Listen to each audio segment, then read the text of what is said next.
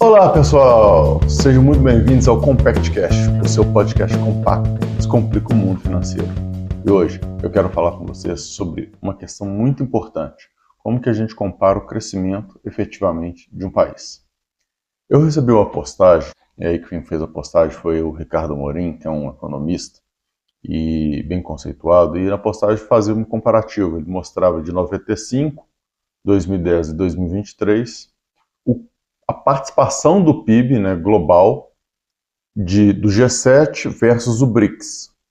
E aí o G7 em 95 representava 44,9% e o BRICS representava 16,9% do PIB global. Em 2010, essa diferença já caiu consideravelmente, passando para 34,3% o G7 e 26,6% o BRICS. Já em 2023, inverteu, a curva já inverteu, ficando com o G7 com apenas 29,9% e o BRICS com 32,1%. Então, quando você olha assim, você vê e fala assim, pô, o G7 não está crescendo mais, o BRICS cresceu muito, o BRICS agora é forte, ainda bem que o Brasil faz parte do BRICS, o Brasil está crescendo por conta do BRICS e isso está ajudando. Bom, não é bem assim. Participar do bloco BRICS para o Brasil tem suas vantagens, obviamente. Você está num bloco econômico que tem crescido a cada ano. Mas se a gente pegar esses quase 30 anos aqui que foram refletidos, a gente enxerga duas coisas que é importante. A primeira coisa, e aí eu vou colocar aqui a imagem para vocês, a primeira coisa que a gente vai reparar é o seguinte: o Brasil, ele não cresceu, ele diminuiu em participação global. Então, esse é um ponto importante. Quem que cresceu e fez o BRICS crescer efetivamente? A gente vai ver muito a China, disparado o maior crescimento, e também a Índia, que cresceu bastante. A Índia mais que dobrou sua participação. A China, 4, 5 vezes. Né? Então, é importante a gente entender isso. O Brasil está num bloco forte, um bloco que cresceu muito economicamente, mas o Brasil em si não cresceu. E isso sim é um problema. Então a gente pensar que globalmente a gente tem crescido menos que o pessoal. Então o que é importante a gente entender? São políticas que a gente tomou, políticas econômicas que a gente teve ao longo de todos esses anos, ainda que após a implantação do Plano Real, ou seja, após o Plano Real que estabilizou muito a nossa economia, que não permitiram que o Brasil crescesse igual o resto do mundo, não crescesse igual pares dele. Se a gente parar para pensar geograficamente falando, a China, né, tem um tamanho continental assim como o Brasil, né, a Rússia também, a Índia também são países muito grandes que conseguiram efetivamente crescer e ter uma grande participação no PIB que a gente não está conseguindo ter. Então, o que está errado?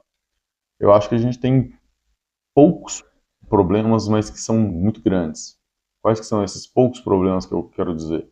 Então, primeiro que o nosso investimento ele não acontece de forma correta. A gente não investe efetivamente em educação, a gente não investe efetivamente em tecnologia, a gente não atrai turismo. Então, tem vários pontos nesse sentido, né, mas não tantos assim, que são básicos que a gente não faz.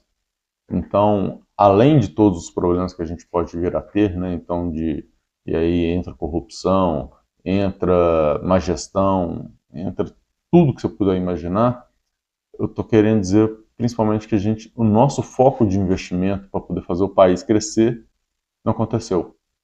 A gente fala muito que se um problema de educação a gente resolve em 20 anos, começando da base até a pessoa sair lá na faculdade. Só que o Brasil ele investiu sempre lá na faculdade. Ele começou lá no final. Ou seja, você não resolveu o problema anterior e tentou tapar o buraco ali na frente. A gente não tem uma política pública que efetivamente conserte a educação brasileira. Pelo menos eu não enxergo isso. Pode ser que eu esteja enganado, tá? E tem tido. E não é que não teve melhoras, mas eu acho que não corrigiu o problema. Então, esse é o grande ponto. E não é questão também, é importante a gente sempre frisar, não é questão do quanto que a gente gasta, e sim como a gente gasta, né? Então, é necessário valorizar a educação básica, é necessário, sim. Tivemos algumas mudanças, como colocar na escola mais cedo, que eu acho que ajuda bastante. Então, isso facilita muito, mas tem muito a evoluir ainda. Então a gente precisa dar um próximo passo, dar uma evolução e tentar efetivamente chegar em algum lugar aí lá na frente. Mas, então, o que a gente tem que pensar sempre na hora que a gente está falando de PIB, comparando? A gente tem que olhar o nosso crescimento, claro, ele é importante se a gente está crescendo, isso é fundamental, então a gente está aí para crescer 2,9%, 3% do PIB esse ano, mas como que o resto do mundo está crescendo?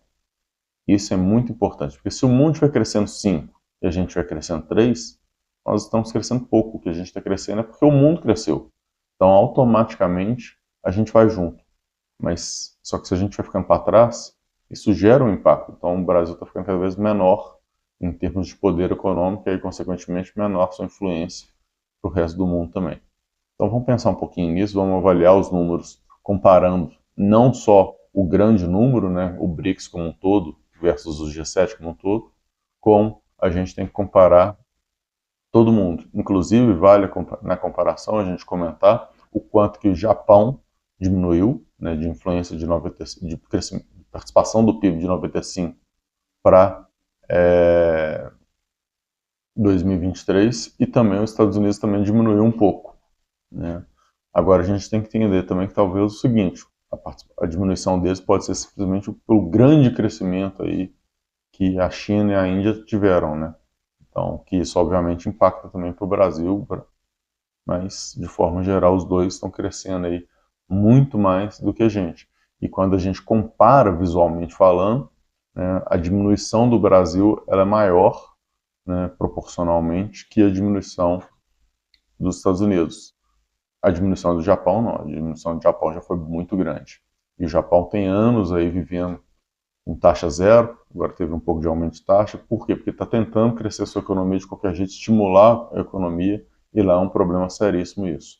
Então, não é porque é Japão que não tem problema, e não é porque é Brasil que a gente só tem problema, né? Então, temos uma questão aí que não é só um problema brasileiro, que tem em outros lugares do mundo também, né? Então, você pega outros países que diminuíram aí sua participação, mas a gente vê um impacto muito grande, principalmente no Brasil, a gente vê um impacto muito grande no Japão, e o Japão é explicado até na sua tentativa de aquecimento da economia com sua política de taxa de juros zero, e a gente vê um crescimento gigantesco da China e da Índia.